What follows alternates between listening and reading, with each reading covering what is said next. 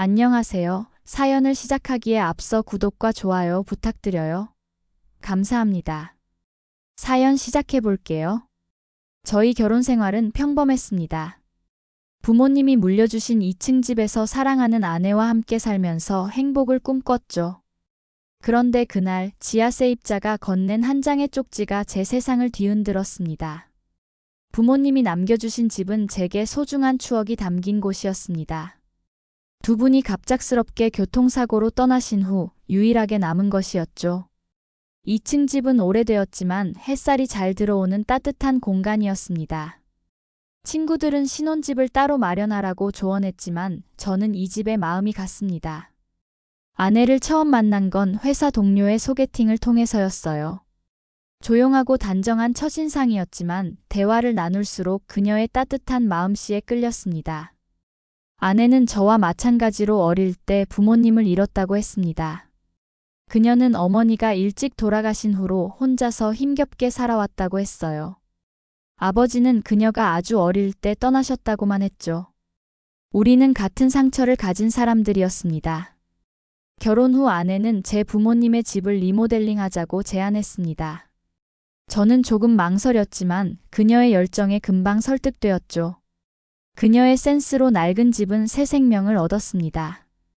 밝은 색의 벽지와 현대적인 가구로 집안 분위기가 완전히 바뀌었어요. 여보, 이 집 정말 좋아요. 햇살이 들어오는 방이 특히 마음에 들어요. 아내의 미소를 볼 때마다 제가 내린 결정이 옳았다고 느꼈습니다. 우리는 그렇게 2년간 행복한 시간을 보냈습니다. 각자 일을 하며 바쁜 와중에도 주말이면 함께 요리하고 영화를 보며 소소한 행복을 쌓아갔죠. 문제는 결혼 3년 차에 시작되었습니다. 어느 주말 아내가 조심스럽게 지하방에 새를 놓자고 제안했어요. 솔직히 저는 그 생각이 달갑지 않았습니다. 낯선 사람과 같은 공간에서 생활한다는 건 불편할 것 같았거든요. 게다가 재정적으로 크게 어려운 상황도 아니었습니다. 그러나 아내의 따뜻한 마음씨는 언제나 저를 감동시켰고 몇 번의 대화 끝에 저는 결국 동의했습니다. 세입자를 구하는 건 생각보다 빨랐습니다. 온라인에 광고를 올린 지 일주일 만에 여러 문의가 왔고 그중 최종적으로 선택된 사람은 27살 청년이었습니다. 그는 취업을 준비 중이라고 했고 조용해 보이는 인상이었죠. 깔끔한 차림새에 예의 바른 태도, 무엇보다 아내가 그의 성실함을 높이 샀습니다. 계약은 순조롭게 진행되었고 그는 그날부터 우리 집 지하방의 거주자가 되었습니다. 처음 몇 달은 아무 문제가 없었습니다. 그는 정말 조용한 세입자였어요. 가끔 계단에서 마주치면 공손하게 인사를 나누는 정도였죠. 하지만 4개월쯤 지났을 때 문제가 시작되었습니다. 월세 입금일이 지났는데도 돈이 들어오지 않았어요. 처음에는 단순 실수라고 생각했습니다. 하지만 이틀, 사흘이 지나도 상황은 변함없었죠. 결국 제가 먼저 연락을 취했고 세입자는 미안한 목소리로 상황이 좀 어려워 시간을 달라고 했습니다. 사람이 살다 보면 어려움이 있을 수 있다고 생각했습니다. 저도 예전에 돈 때문에 고생한 적이 있었으니까요. 하지만 주말이 지나도 그 다음 주가 지나도 상황은 나아지지 않았습니다. 결국 한 달치 월세가 밀렸고 저는 다시 한번 그에게 연락했습니다. 그의 대답은 전과 비슷했어요. 구직 활동이 잘 풀리지 않아 어렵다는 것, 조금만 더 기다려 달라는 것. 아내는 저보다 더 관대했습니다. 요즘 청년들 취업하기 얼마나 힘든데 조금 더 기다려주자고 했어요. 아내의 말에 저는 더 이상 강경하게 나서지 않았습니다. 하지만 마음 한구석에서는 불안함이 자라고 있었죠. 그렇게 2달치 월세가 밀렸을 때 세입자의 행동이 조금씩 이상해지기 시작했습니다. 어느 날 저녁 퇴근하고 돌아오니 세입자가 현관 앞에서 서성이고 있었습니다. 평소라면 인사를 나누고 지나칠 테지만 그날따라 그의 표정이 심상치 않아 보였습니다. 무슨 일 있나요? 그는 잠시 망설이더니 입을 열었습니다. 사장님, 혹시 시간 괜찮으시면 잠깐 이야기 좀 나눌 수 있을까요? 저는 가방을 내려놓으며 그를 마주했습니다. 아마도 밀린 월세에 관한 이야기겠거니 싶었죠. 물론이죠. 무슨 이야기인가요? 그러나 그가 꺼낸 말은 예상과는 전혀 달랐습니다. 사장님께 꼭 말씀드려야 할 게 있어서요. 그의 말투에서 심상치 않은 기운이 느껴졌습니다. 가슴이 갑자기 답답해졌지만 저는 침착함을 유지하려 노력했습니다. 무슨 이야기인데요? 청년은 주머니에서 무언가를 꺼냈습니다. 접힌 종이 한 장이었어요. 사장님, 죄송합니다. 밀린 월세 때문에 많이 죄송해요. 하지만 이걸로 갚을 수 있을 것 같아서요. 그가 내민 종이를 받아들며 저는 혼란스러웠습니다. 종이를 펼치자 그것은 한 장의 메모지였습니다. 그 위에는 주소가 적혀 있었어요. 본 적 없는 낯선 주소였습니다. 이게 무슨? 세입자는 심호흡을 한 번 하더니 입을 열었습니다.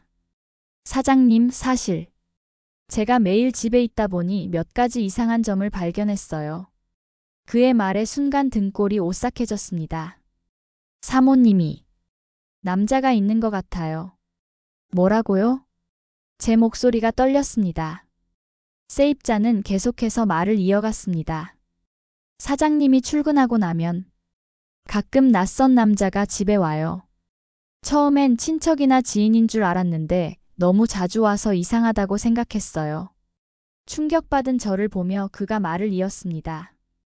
그리고 아이도 있는 것 같아요. 그 남자가 아이를 데리고 오면 사모님이 보고 싶었다며 안고 난리가 나요. 머릿속이 하얘졌습니다. 아내가 다른 남자를, 그것도 아이까지 있다고? 말도 안 되는 소리였습니다. 아내는 그런 사람이 아니었어요. 항상 정직하고 올바른 사람이었습니다. 증거가 있나요? 제 질문에 세입자는 고개를 끄덕였습니다. 그 남자가 며칠 전에 왔다가 주소가 적힌 종이를 현관 우편함에 꽂아두고 갔어요. 제가 그걸 봤죠. 분명 사모님을 위한 것이었을 텐데. 사장님께서 알아야 한다고 생각해서 손에 쥐고 있던 종이를 다시 바라봤습니다. 낯선 주소, 낯선 상황, 그리고 믿을 수 없는 이야기. 머릿속이 복잡했습니다. 이건 확실한 건가요? 제가 직접 봤어요. 그 남자와 사모님이 껴안던데요. 가슴이 무너져 내리는 것 같았습니다. 3년 동안의 결혼 생활, 아내의 사랑스러운 미소, 우리의 약속들. 그 모든 것이 허상이었단 말인가요? 이 주소는 아마 그 남자의 집일 거예요. 가보시면 알게 될 거예요. 하지만 마음의 준비를 하고 가세요. 세입자의 마지막 말이 귓가에 맴돌았습니다. 마음의 준비라. 지금 제 마음은 이미 산산조각이 난 상태였습니다. 저는 한동안 소파에 앉아 멍하니 주소가 적힌 종이만 바라봤습니다. 전화기를 들어 아내에게 전화를 걸까 했지만 그러면 모든 것이 들통날 테고 아직은 확신이 필요했습니다. 다음 날 저는 평소와 같이 출근한다고 하며 집을 나섰습니다. 고민 끝에 저는 발길을 돌려 쪽지에 적힌 주소를 향해 발걸음을 옮겼습니다. 그곳은 우리 집에서 그리 멀지 않은 아파트 단지였습니다. 엘리베이터에서 내려 적힌 호수 앞에 서자 심장이 미친 듯이 뛰기 시작했습니다. 결혼 반지를 만지작거리며 잠시 망설였습니다. 이 문을 두드리는 순간 어쩌면 제 결혼 생활이 끝날지도 모릅니다. 하지만 진실을 알아야 했습니다. 떨리는 손으로 초인종을 눌렀습니다. 몇 초 후 문이 열렸습니다. 30 중후반쯤 되어 보이는 남자가 문 앞에 서 있었습니다. 그는 캐주얼한 옷차림이었고 얼굴은 어딘가 친숙해 보였습니다. 누구세요? 그가 물었습니다. 저는 말문이 막혔습니다. 뭐라고 해야 할까요? 당신이 내 아내와 바람 피우나요? 라고 물어야 할까요? 그때였습니다. 여보. 그 목소리는 아내였습니다. 남자의 뒤로 아내가 나타났고 그 옆에는 정말로 어린아이가 있었습니다. 5살 정도로 보이는 여자아이였어요. 아내가 저를 보고 놀란 표정을 지었습니다. 당신이 어떻게, 여길 어떻게 알고 온 거예요? 우리의 말이 동시에 튀어나왔습니다. 심장이 찢어질 것 같았습니다. 남자가 먼저 입을 열었습니다. 일단 들어오시죠. 어색한 분위기 속에서 저는 그 남자의 집 거실로 들어섰습니다. 아내는 당황한 표정으로 저를 바라보았고 어린아이는 호기심 어린 눈으로 저를 쳐다봤습니다. 이게 무슨 상황이에요? 누구예요, 이 사람은? 제 목소리가 떨렸습니다. 분노와 배신감이 한꺼번에 치밀어 올랐습니다. 아내가 말을 꺼내려는 찰나 그 남자가 갑자기 웃음을 터뜨렸습니다. 제 화가 더욱 격해졌습니다. 그러자 남자가 진지한 표정으로 저를 바라봤습니다. 매제, 지금 뭘 오해하는 거예요? 나 수연이 오빠예요. 순간 머릿속이 하얘졌습니다. 아내이. 오빠요? 오빠라고요? 저는 아내를 바라봤습니다. 그녀는 미안한 표정으로 입을 열었습니다. 당신 많이 놀랐죠? 안 그래도 말하려고 했는데. 아내는 그 남자 옆으로 다가가 그의 팔을 잡았습니다. 이 사람이 제 오빠예요. 상황이 이해가 가지 않았습니다. 아내는 항상 부모님이 일찍 돌아가셨다고 했습니다. 오빠가 있다는 이야기는 한 번도 들은 적이 없었어요. 무슨 소리예요? 당신은 항상 혼자라고. 아내가 깊은 한숨을 내쉬었습니다. 우리는 거실 소파에 앉았습니다. 어린아이는 다른 방으로 들어갔고 아내와 그녀의 오빠라는 남자 그리고 저만 남았습니다. 사실은 아내가 조심스럽게 말을 시작했습니다. 아내는 천천히 입을 열어 자신의 부모님은 돌아가신 게 아니라 이혼하셨다고 말했습니다. 그녀가 5살 때 부모님이 이혼하셨고 그녀는 어머니와 살게 되었고 오빠는 아버지와 함께 갔다고 했습니다. 아내의 오빠가 말을 이어 이혼 후 아버지는 재혼하셨고 그러면서 그와 아내의 연락도 완전히 끊겼다고 했습니다. 양가 모두 서로에 대한 이야기를 전혀 하지 않으셨다고 했죠. 아내는 어머니가 내 아빠와 오빠는 우리를 버리고 갔다고만 말씀하셨다고 했습니다.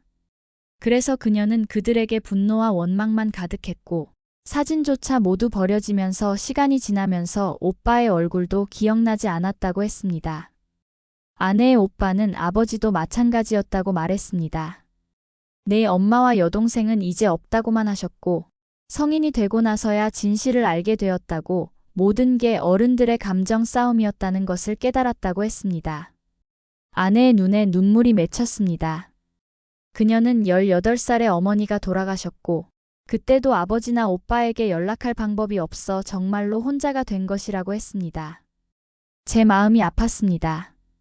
그동안 아내가 얼마나 외로웠을지, 얼마나 상처받았을지 상상할 수 없었습니다. 그럼 어떻게 다시 만나게 된 거예요? 아내의 오빠가 자신이 결혼하고 아이가 태어난 후로 계속 생각했다고 답했습니다. 내 동생이 어디 있을까, 잘 살고 있을까 하고요. 아이를 키우다 보니 가족의 소중함을 더 크게 느꼈다고 했습니다. 아내는 오빠가 자신을 찾기 시작했다고 말했습니다. 그리고 마침내 찾았고 아내가 저와 결혼했다는 소식도 들었다고 했습니다. 처음엔 어떻게 다가가야 할지 몰랐지만 한 달 전에 오빠가 먼저 연락해왔다고 합니다. 그 후로 몇 번 만났고 20년의 공백을 메우려면 시간이 필요하니까요. 아내는 저에게 바로 말하고 싶었지만 먼저 자신이 이 상황을 받아들이고 오빠와의 관계를 정리하고 싶었다고 했습니다. 그리고 이번 주말에 소개시켜 주려고 했다고 하더군요. 오빠와 조카도 함께. 저는 멍한 상태로 그들의 이야기를 들었습니다. 너무나 충격적이었지만 동시에 아내의 표정에서 거짓을 찾을 수 없었습니다. 그런데 어떻게 이 주소를 알게 된 거예요? 아내가 물었습니다.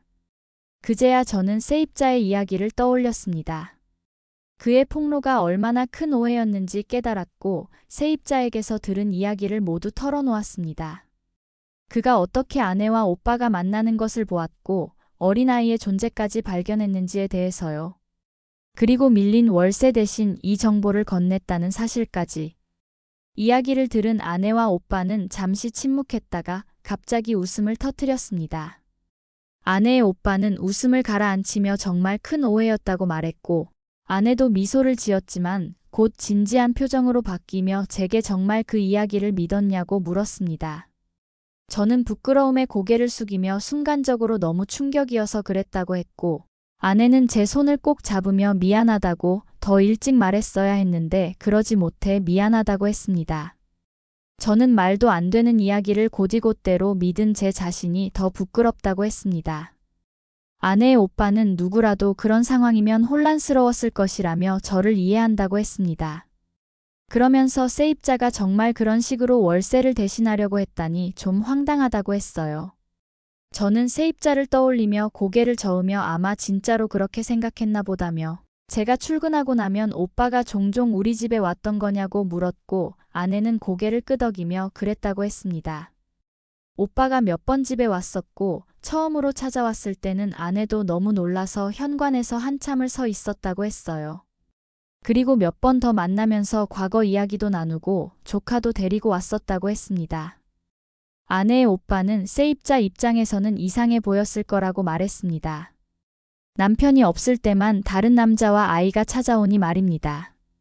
아내는 한숨을 쉬며 그런 식으로 결론 내리다니 말이 안 된다고 했어요. 그로부터 6개월이 지났고 아내가 임신했다는 소식을 전했습니다. 우리는 아기방을 꾸미느라 분주한 나날을 보냈고 초음파 검사 결과 딸이라는 것을 알게 되었습니다. 조카는 사촌 동생이 생긴다며 매주 주말마다 우리 집을 찾아왔어요. 아내의 출산일이 다가왔고 진통이 시작되고 몇 시간 후 저는 건강한 여자아이의 아빠가 되었습니다. 아내가 땀에 젖은 채로 아기를 품에 안고 있는 모습은 제가 본 것 중 가장 아름다운 광경이었습니다. 미래가 4개월이 되었을 때의 일입니다. 평화로운 주말 오후 갑자기 초인종 소리가 울렸습니다. 아내는 미래를 재우는 중이었고 제가 문을 열었습니다. 문 앞에는 60대 후반으로 보이는 남성이 서 있었습니다. 낯선 얼굴이었지만 어딘가 익숙한 느낌이 들었습니다. 안녕하세요. 그가 긴장한 목소리로 말했습니다. 혹시 이 집에 김수연이 살고 있나요? 네, 제 아내입니다만. 누구시죠? 남자는 깊은 숨을 내쉬었습니다. 저는 수연이의 아버지입니다. 순간 머릿속이 하얘졌습니다. 아내의 아버지라고요? 그녀는 아버지와 오랫동안 연락이 없었다고 했는데. 잠시만요. 저는 당황스러움을 감추지 못하며 말했습니다. 안으로 들어와 아내에게 다가갔습니다. 그녀는 막 미래를 재운 참이었습니다. 여보, 문 앞에 당신 아버지라고 하는 분이 오셨어요. 아내의 얼굴이 창백해졌습니다.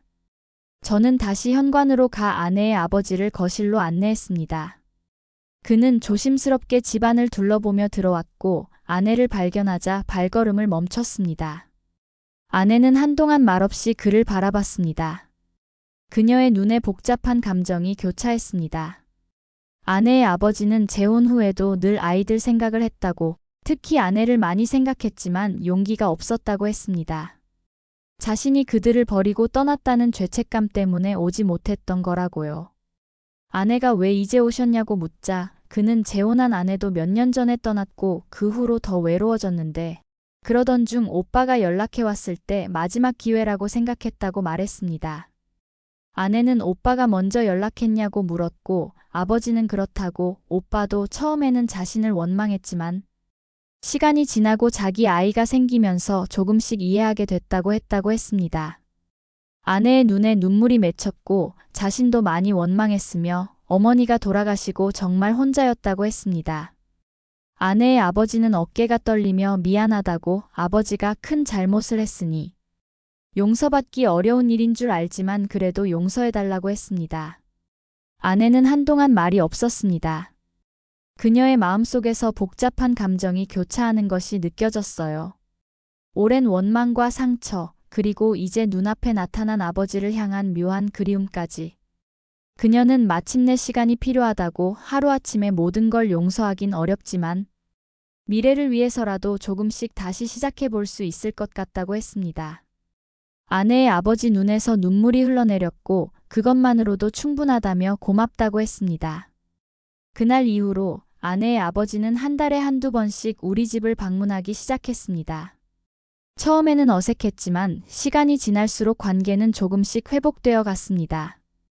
미래는 할아버지를 무척 좋아했고 장인어른도 손녀에게 온 마음을 다했습니다. 우리는 모두 함께 모여 가족 식사를 했습니다.